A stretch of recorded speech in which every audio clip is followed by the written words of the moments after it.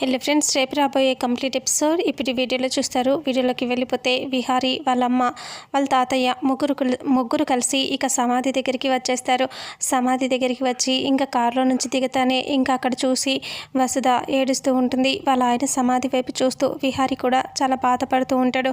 వాళ్ళ తాతయ్య కూడా వాళ్ళ కొడుకు సమాధి చూసి బాధగా దగ్గరికి వస్తారు. అలా వచ్చేసరికి అప్పటికే అక్కడ ఒక అతను పువ్వులతో మొత్తం అలంకరించి క్లీన్ చేసి నీట్గా సర్ది పెడతాడు. ఇక అప్పుడు ఒక పూలమాలని చేతిలో పట్టుకుంటాడు. విహారికి ఇవ్వడంతో విహారి ఆ పూలమాలని వేసి దండం పెట్టుకుంటాడు.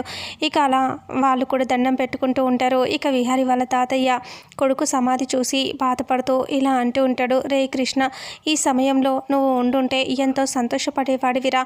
ఆ రోజు నువ్వు నీ చెల్లి విడిపోయింది, ఇంట్లో నుంచి వెళ్ళిపోయింది. ఇన్ని సంవత్సరాలకి మళ్ళీ కుటుంబం ఒక్కటవ్వబోతుంది. దానికి కారణం నీ కొడుకే. నీ కొడుకు వల్ల మళ్ళీ కుటుంబం కలుస్తుందిరా అని అంటూ చెప్తూ ఇంకా ఏడుస్తూ బాధపడుతూ ఉంటాడు. నువ్వు ఒక్కడివి లేని ఈ లోటు మాకు తెలుస్తుంది. నువ్వు కూడా ఉండుంటే నీ కొడుకు పెళ్ళి కళ్ళారా చూసుకొని సంతోషించేవాడివి కదా అని అంటూ బాధగా ఆ సమాధి వైపు చూస్తూ మాట్లాడుతూ ఉంటాడు. ఇక అప్పుడే వసుధ కూడా ఏడుస్తూ ఇలా బాధగా దగ్గరికి వెళ్ళి సమాధి దగ్గర కూర్చొని ఏడుస్తూ ఉంటుంది. ఈరోజు మీరు లేరండి, మీరు ఉండుంటే మీ కొడుకు పెళ్ళి కళ్ళారా చూసుకొని ఆనందపడేవాళ్ళు. ఆ రోజు మేము దూరం అయ్యాము, కానీ ఈరోజు కుటుంబం అంతా కలిసిపోయారు. అందరూ నీ కొడుకు వల్లే అందరూ ఒకటవ్వబోతున్నారు. ఈరోజు మీరు కూడా ఉండుంటే మీరు ఎంతో గర్వపడేవాళ్ళు అని అంటూ మాట్లాడుతూ ఏడుస్తూ ఉంటుంది. ఇక అప్పుడే విహారి కూడా ఏడుస్తూ బాధపడతాడు.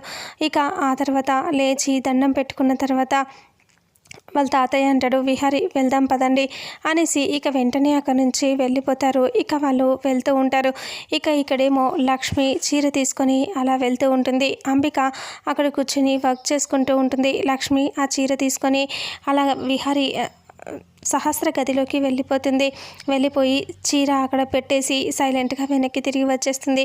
అప్పుడు అంబిక ఆలోచిస్తూ ఉంటుంది, ఈ లక్ష్మి చీర ఎవరికి తీసుకెళ్తుంది అని అనుకుంటూ ఆ చీరను చూసి ఇక వసుధ అంటుంది కదా, ఇంకా నీకు విహారికి తగ్గట్టుగా సేమ్ కలర్ చీర తెప్పించి పెడతానమ్మా అని అంటూ చెప్పిన మాటని గుర్తు తెచ్చుకొని, ఓ ఇది ఆవిడ గారు పన్నమాట, ఈ చీరని పెట్టి ఇంకా ఈ చీర కట్టుకోమని చెప్తుంది అంటే చూద్దాం అనేసి లోపలికి అంబిక వెళ్తుంది. లక్ష్మి వెళ్ళిపోయిన తర్వాత అంబిక ఆ గదిలోకి వెళ్ళి చూస్తుంది. చీర అక్కడ పెట్టి ఉంటుంది. ఇక ఆ పక్కనే సహస్ర డ్రెస్ తెప్పించుకుంటుంది కదా, ఆ డ్రెస్ కూడా ఉంటుంది. సహస్ర ఏమో వాళ్ళ ఫ్రెండ్స్తో మాట్లాడుతూ హ్యాపీగా ఎంజాయ్ చేస్తూ ఉంటుంది.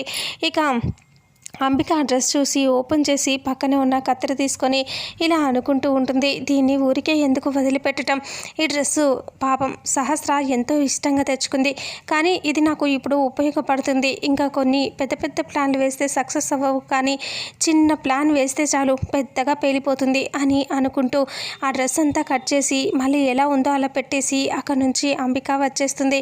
సహస్ర వాళ్ళ ఫ్రెండ్స్తో చాలా హ్యాపీగా మాట్లాడుకుంటూ ఉంటారు.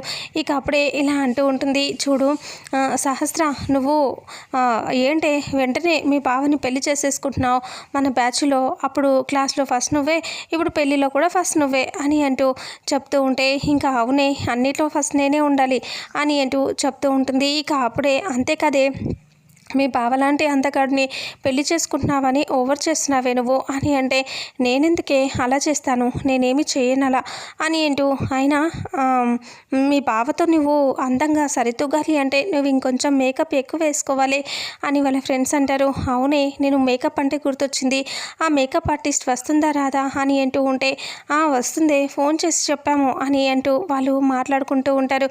అప్పుడే ఇలా అంటూ ఉంటారు, అవునే నీ డ్రెస్ ఏంటి మాకు ఇంకా చూపించనే లేదు అని అంటే, అదిగో అక్కడే ఉంది తీసుకురాపో అని అంటూ వాళ్ళ ఫ్రెండ్తో చెప్తుంది. అప్పుడు వాళ్ళ ఫ్రెండ్ వెళ్ళిపోయి ఆ డ్రెస్సుని ఇలా ఓపెన్ చేసి తీద్దామనేసరికి అవన్నీ ముక్కలుగా కనిపిస్తాయి. సహస్ర ఒకసారి ఇలా రావే అని అంటే, సరే అని సహస్ర వెళ్ళి అలా చూస్తుంది.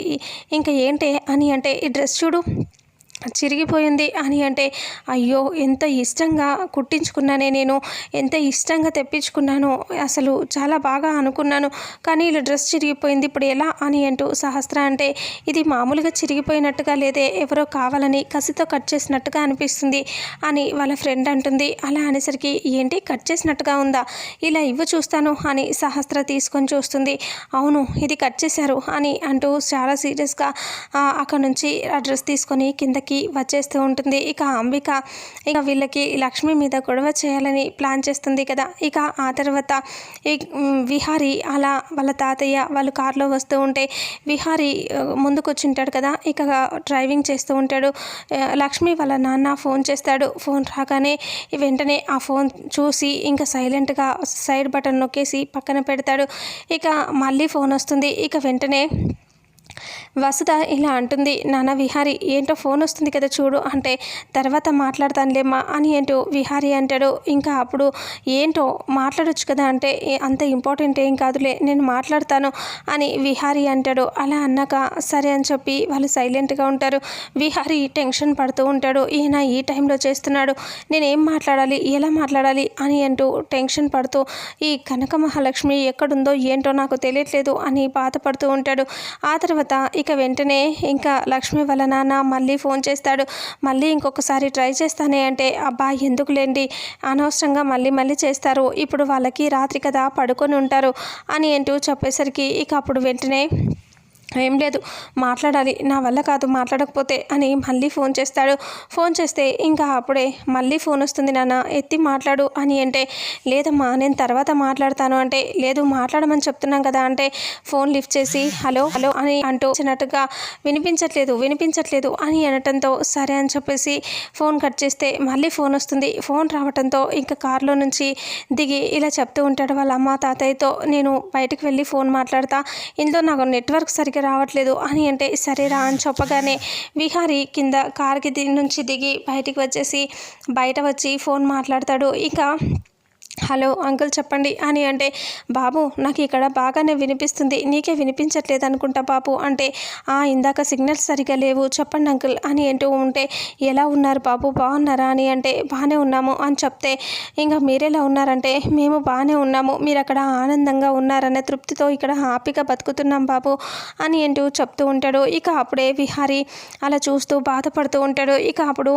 ఇలా అంటూ ఉంటాడు, అయితే మీరు ఇక్కడ దసరా పండగ కదా బాబు, ఇక్కడ ఉండుంటే మీకోసం ఎంత చక్కగా పండగ చేసి చాలా హ్యాపీగా అందరం సంతోషంగా గడిపేవాళ్ళం అని అంటూ ఉంటే, ఇక అప్పుడే విహారీ అలా చూస్తూ టెన్షన్గా బాధగా చూస్తూ ఉంటాడు. ఇక అప్పుడే ఇలా అంటూ ఉంటాడు, సరే బాబు నేను వెళ్ళొస్తా, మీకు పిండి వంటలన్నీ తయారు చేపించాను, మీ అత్తయ్య తయారు చేసింది, ఆ పిండి వంటలు తీసుకురావాలంటే ఎలా బాబు, మీకు అక్కడికి పంపించాలి అంటే అడ్రస్ పెడతారా, పంపిస్తాము అని అంటే, ఇంకా అడ్రస్సా అని అంటూ ఆలోచిస్తూ, ఇప్పుడు అడ్రస్ అంటే అమెరికా అడ్రస్సే పెట్టాలి కదా అని విహారీ ఆలోచిస్తూ, ఇంకా అలా ఉండిపోతే ఏంటి పాపు ఏమీ మాట్లాడరు అంటే, ఇక్కడికి మీరు అంత దూరం ఏం పంపిస్తారులే కానీ హైదరాబాద్లో మా ఫ్రెండ్ ఉంటాడు, మా ఫ్రెండ్ దగ్గరికి పంపించండి, వాడు నాకు పంపిస్తాడు అని విహారీ చెప్తే, సరే బాబు అని అంటూ ఇంకా వెంటనే ఇంకా మీ ఫ్రెండ్ అడ్రస్సు అవి పెట్టు బాబు, నేను ఎట్లాగో హైదరాబాద్ వస్తున్నా అక్కడికి వచ్చి తీసుకుంటా అని అంటే పంపించేస్తా అని అంటే, సరే అని విహారీ అంటాడు. ఇక ఉంటాను బాబు అని ఫోన్ పెట్టేస్తాడు. విహారీ బాధపడుతూ ఆలోచిస్తూ ఉంటాడు. ఏంటో ఎన్ని రోజులు నేను ఇలా మిమ్మల్ని మోసం చేయాలో నాకు తెలియట్లేదు, లక్ష్మి నాకు దొరకట్లేదు, మీరేమో ఇలా ఫోన్ల మీద ఫోన్లు చేస్తున్నారు, నాకు చేసిన దానికి మర్చిపోలేకపోతున్నాను అని విహారీ చాలా బాధపడతాడు. అప్పుడే వాళ్ళ తాతయ్య పిలుస్తాడు, విహారీ రారా అని చెప్తే సరే అని విహారీ మళ్ళీ కారెక్కి ఇంటికి బయలుదేరుతారు. ఇక ఇంట్లో సహస్ర గొడవ చేస్తూ ఉంటుంది కదా. ఇంకా అప్పుడే గట్టిగా అరిచేసి కిందకి వచ్చి అలా అరిచేసరికి అందరూ వస్తారు. ఏమైంది అని అంటూ అడుగుతూ ఉంటే, ఇదిగో ఇది వాళ్ళ అమ్మ అంటుంది, ఏంటో సహస్ర నీ పెళ్ళన్నప్పటి నుంచి మాకెవ్వరికీ తీరిక లేకుండా టెన్షన్ పెట్టి చేస్తున్నావు, నువ్వు సంతోషంగా ఉండి మాకు టెన్షన్ పెడుతున్నావు అంటే ఎక్కడ సంతోషం? పెళ్ళన్న సంతోషం కానీ బావతో పెళ్ళని ఆనందం కానీ ఏమీ లేకుండా పోయాయి నాకు అని అంటే వాళ్ళ నానమ్మ వాళ్ళ అమ్మమ్మ అంటుంది, ఏంటి అలా మాట్లాడుతున్నావు అని అంటే, మరి ఇంకేంటి ఒకసారి ఇది చూడండి నా డ్రెస్ ఎవరు చింపేశారు అని అంటూ చెప్తే, ఏంటి డ్రెస్ చింపటం ఏంటి అని అంటూ ఉంటే, ఏమో తెలియట్లేదు అని అంటూ అనేసరికి ఇంకా అప్పుడే అందరూ అలా చూస్తారు. అంబిక ఇప్పుడు రచ్చ రచ్చ అవుతుంది అని అనుకుంటూ ఉంటుంది. ఇక అంతలో మళ్ళీ చీర తీసుకొని చీర చూపిస్తుంది. ఇదిగో ఈ చీర మా ఫ్రెండ్స్ పెట్టలేదు, ఎవరు పెట్టలేరు, ఈ డ్రెస్సు దగ్గర ఈ చీర పెట్టారు, ఈ చీర ఎవరు పెట్టారు అని సహస్ర అడుగుతుంది. లక్ష్మి ఆ చీరను చూసి గుర్తు తెచ్చుకొని, అమ్మగారు ఆ చీర మీ గదిలో నేనే పెట్టానమ్మా అని అంటే, ఇంకా అప్పుడే ఒక్కసారిగా సహస్ర కోపంగా వెళ్ళి లక్ష్మిని ముందుకు లాక్కొచ్చి నిలబెట్టి ఇలా అంటూ ఉంటుంది, ఏంటి అసలు నువ్వు నాకు పర్మిషన్ లేకుండా నా గదిలోకి ఎలా వెళ్ళావు అని అంటూ అడుగుతుంది.